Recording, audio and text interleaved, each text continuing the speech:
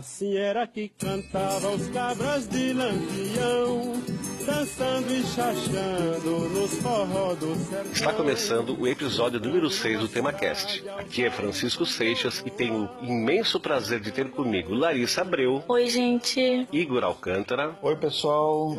Que bom estar aqui de volta para bater um papo com vocês. E o convidado Fabrício Soares. Olá, pessoal. Olha, junto falaremos sobre um dos personagens mais controversos da história recente e do folclore brasileiro. Há quem o idolatre como um benfeitor, revolucionário e valente soldado se opondo ao sistema. E outros simplesmente acham que ele e seu bando não passavam de marginais, assassinos sádicos e cruéis malfeitores. Sim, estamos falando de Virgulino Ferreira, vulgo Lampião, o rei do cangaço. O cangaço, ele abrangeu os estados da Bahia, de Sergipe, Alagoas, Pernambuco, Paraíba, Rio Grande do Norte e Ceará. Praticamente ali o Nordeste inteiro, tirando a parte ali que a gente já começa ali do Piauí, Amazônia Legal, ali Maranhão, mas aquela parte ali é praticamente inteira, né? Exato. Só fazer um adendo aqui, me parece, pelas pesquisas que eu fiz, né, eu vi muita informação que esse primeiro cangaceiro aí, ele começou em Recife, começou a atuar ali em Recife. Tu tá se referindo ao Lucas da Feira? Isso. Pois é, mas assim, tu vê que ele fica bem distanciado do resto, né, dos outros grupos de cangaceiros. Ele fica lá em 1840, é o registro que se tem. Isso. Tá? E é interessante notar que, ao contrário do que muita gente pode pensar, o Lampião, ele não foi o primeiro cangaceiro, ele aderiu ao cangaço. Então o cangaço ele já vinha de muito tempo, que era um movimento que já acontecia há algum tempo, e Lampião aderiu a esse movimento, o que pode parecer que ele, por ser uma figura tão icônica, ele tenha criado esse movimento, tenha começado com ele. Tem muita gente que acha que o cangaço começou em Lampião e terminou com o Lampião, e na verdade não é bem isso. Mas vamos fazer assim, vamos fazer uma visão a respeito do cangaço. O cangaço ele é visto por duas óticas. A ótica o ponto de vista da lei, tá? No ponto de vista da lei, os cangaceiros eram bandidos e criminosos da pior espécie, já que eles matavam, roubavam, praticavam outros crimes como estupros e faziam negociatas sujas com políticos e fazendeiros. Isso no ponto de vista da lei. Eram foras da lei porque não cumpriam a lei. Agora, do ponto de vista político, eles faziam parte de uma pequena porção da população que não aceitaram, desde os tempos da colonização, como já foi dito pelo Igor, né, o modelo oligárquico onde o poder econômico e político pertence a uma minoria privilegiada. Então, aquilo que o Igor falou, nomeia lá um coronel, ele é o dono daquela região, ele manda, desmanda, controla a vida de todo mundo, decide quem é que vota em quem, tal, não sei o quê. Então, do ponto de vista político, o cangaço eram as pessoas que não se subjugaram a esse modelo, então transgrediam as leis vigentes e faziam valer as regras e as leis particulares. Precisa com as tuas próprias mãos, Lampião não morreu, Lampião que é uma fera. Embora exista controvérsia, inclusive quanto à data de nascimento do Lampião, Virgulino Ferreira da Silva teria nascido no dia 4 de junho de 1898, mas há quem diga que ele nasceu no dia 7 de julho de 1895. Mas, para variar, mais uma controvérsia aí para a gente lidar. Ele nasceu na comarca de Vila Bela, que hoje se chama Serra Talhada, em Pernambuco. Ele é o terceiro dos 9 filhos de José Ferreira e Maria Lopes. Bom, agora vamos ver como é que foi Lampião. Lampião, para muitos, é um psicopata, um louco e não sei o que, mas afinal, ele teve uma infância normal, como qualquer outra criança da época dele. Ele recebeu uma alfabetização precária, mas muito acima do que se costumava receber na época e naquela região. E aí é o seguinte, ele entra no cangaço porque em 1915 começa uma briga entre a família Ferreira, que é a família dele, e a do vizinho, que era José Saturnino. Uns dizem que é por causa de terras e outros dizem que é por causa de chocalho, aquela coisa que se coloca no pescoço do boi lá, do gado, tá? Até nisso existe controvérsia. Mas seja qual for o motivo, não era um motivo assim muito grande. A gente vai fazer agora uma abordagem a respeito da maneira que o bando de Lampião Lampião agia, tá? Então, para a gente poder falar disso, a gente vai ter que criar aqui um índice, tá? De alguns termos, porque a gente fala assim, ó, que o confronto entre o bando de Lampião e os volantes, quando eu digo volantes, eu estou me referindo às patrulhas militares, que eram chamadas de volante na época, tá? O confronto entre o bando e os volantes se dava através de batalhas com armas de fogo de todo tipo possível na época. E muito embora tenha gente que possa pensar assim, pois é, então o cara usava o quê? Uma coisa antiga, o pessoal perde meio noção. Não, a gente tá falando dos anos 20, então já existia arma de fogo e não era aqueles bacamarte. Até existia bacamarte, aquelas espingardas antigonas, mas a coisa chegava a ter inclusive submetralhadora na jogada. A gente está falando aí pós Primeira Guerra Mundial, então, quer dizer, exatamente, a indústria bélica tinha se desenvolvido. Fora do campo de batalha, a coisa ocorria num ritual meio macabro. Eles tinham na cintura um punhal que às vezes chegava a ter 80 centímetros de comprimento. Esse punhal era enfiado com um golpe certeiro na base da clavícula, que é a popular saboneteira, né? Esse vaziozinho que a gente tem aqui abaixo do pescoço. E a lâmina cortava a carne, cortava artérias, perfurava o pulmão, passava pelo coração e quando era retirada era um festival de sangue, era um esguicho espetacular. E com isso era um policial um dedo duro a menos na caatinga, né? E um morto a mais na contabilidade do cangaço. Isso era uma das formas dele matar, né? Porque eu fiquei sabendo que era tortura, né? Não, assim, é que além disso, quando eles não matavam, eles faziam questão de ferir, de mutilar, deixar cicatrizes visíveis, para que as marcas da violência servissem de exemplo. Eles desenhavam com faca feridas profundas em forma de cruz na testa dos homens e até desfiguravam o rosto e partes íntimas das mulheres com aquele ferro de marcar gado. Entendeu? Então tinha uma nuance de sadismo e de crueldade, Sim. segundo esse relato.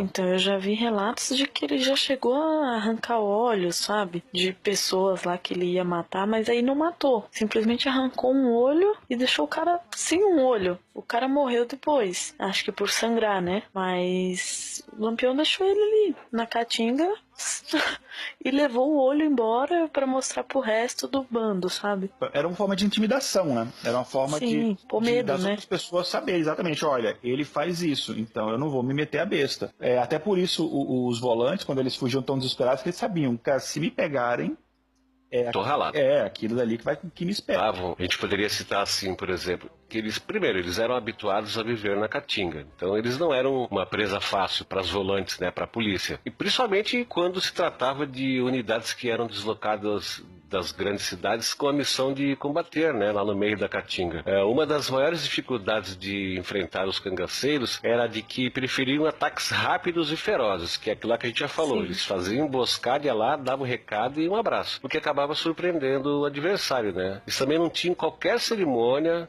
em cair fora, fugir, se eles julgassem que eles estavam em desvantagem, que eles estavam acuados, entendeu? Táticas de guerrilha, né? Então esse negócio assim, mas você vai ser chamado de covarde, eles estavam cagando litros para isso. Foi o que aconteceu em Mossoró, inclusive. Sim, no Rio Grande do Norte, ele foi o único lugar que ele tentou chegar e guerrear lá e caiu fora porque a chapa esquentou pro lado dele. Isso foi só em 1927, esse caso ficou famoso, né, que eles tentaram, foi uma tentativa ousada, né, que era uma cidade maior os padrões das cidades que eles atacavam. Na Mossoró, na época, tinha mais ou menos 25 mil pessoas. E aí, sabendo que eles não iam conseguir tomar a cidade facilmente, né, eles chegaram inclusive a fazer uma proposta ao prefeito da cidade, falou, você paga pra gente aí 400 contos de réis e a gente deixa vocês em paz.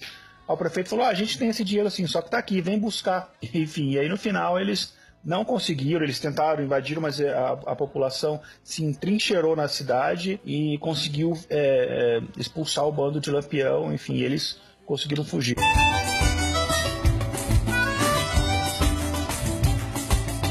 Meu tadinho padeci ser humano fazer.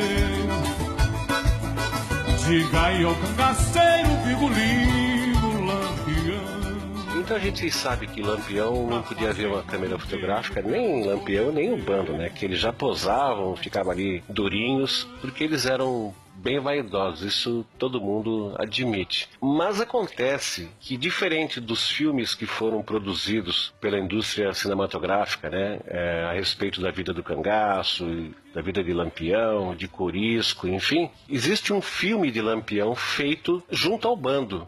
Tá? Teve um cidadão chamado Benjamin Abraão, que era um libanês radicado aqui no Brasil e que acabou se tornando secretário do padre Cícero. Então, como o Lampião venerava, né, o padre Cícero, o santo padinho Padre Cício, né, como era chamado lá no Nordeste, com a intermediação do padre Cícero, ele conseguiu que esse Benjamin Abraão se juntasse ao bando de Lampião por 2 meses e fizesse filmagens junto ao grupo, porque ele tinha interesse em fazer esse documentário. Esse documentário, produzido pelo Benjamin Abraão, ele foi caçado, né, durante o Estado Novo, e hoje a gente encontra aí um fragmento dele de aproximadamente uns 14, 15 minutos. 1938, ou seja, Lampião entrou no cangaço em 1920, né? Acho que foi isso, né, Igor? Sim, 1920, isso. Então, no dia 27 de julho de 38, o bando de Lampião acampou numa fazenda chamada Angicos, que ficava situada no sertão de Sergipe. Ao fato de que um coiteiro de Lampião,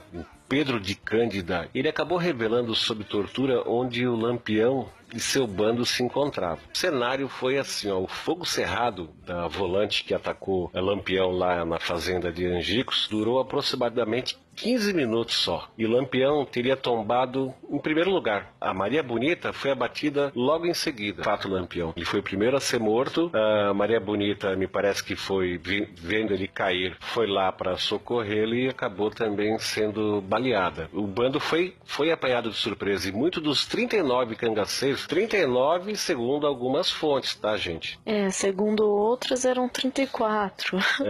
Não é que a gente esteja falando errado, a gente faz uma opção. Então, eles foram apanhados de surpresa e muitos dos 39 cangaceiros que se refugiavam na grota ainda estavam dormindo, porque era 5 horas da manhã. Desses 39, 9 morreram na emboscada e o restante conseguiu fugir. Aí, em seguida, iniciou-se um processo de decapitação dos que morreram. Mas sabe, Francisco, é interessante notar porque a emboscada foi feita de maneira tão precisa que aconteceu algo que era incomum nos combates entre os cangaceiros e as volantes, que houve apenas uma baixa das volantes. Do Lampião era estar aguardando a volante. Por isso que a gente falou antes que eles sempre usavam a tática da emboscada. Nesse caso, eles estavam relaxados, dormindo. Eles estavam longe do armamento deles, né? Estavam desarmados, estavam a maioria dormindo. Só Lampião que foi lá fazer um xixi no canto, sei lá o quê, e foi morto. Maria Bonita na sequência, e depois houve o combate, quer dizer, a maioria dos cangaceiros talvez não tivesse tido chance de ter acesso à arma, né, para poder revidar, mas mesmo assim, mesmo tendo sido um ataque de surpresa, eles conseguiram mandar um militar pro lado de lá, né. O coronel, né, o João Bezerra, ele pega as cabeças que foram colocadas dentro de latas com querosene e sal, me parece, e começou a exibir como troféu por onde ele passava, atraindo um monte de gente, né, para ver. Primeiro eles foram para Piranhas, que era a cidade mais próxima, onde as cabeças foram arrumadas numa escadaria da prefeitura, junto com as armas e os apetrechos, né, do cangaceiro, e foram fotografadas, que é uma fotografia que a gente encontra fácil na internet, tá? E depois essas cabeças foram levadas para Maceió. Então você vê que passou um certo tempo aí e que foi mesmo uma caravana, essas cabeças foram passeando de cidade em cidade, como o Seixas comentou aqui, ela foi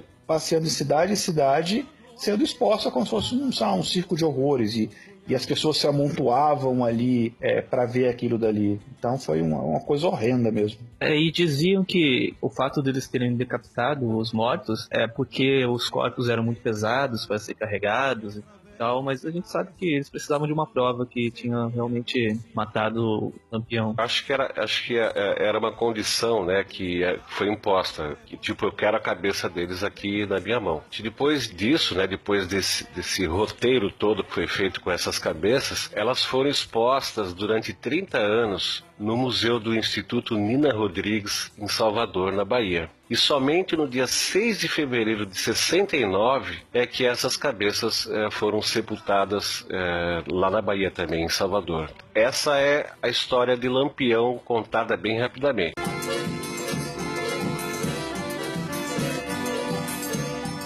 Ô mulher render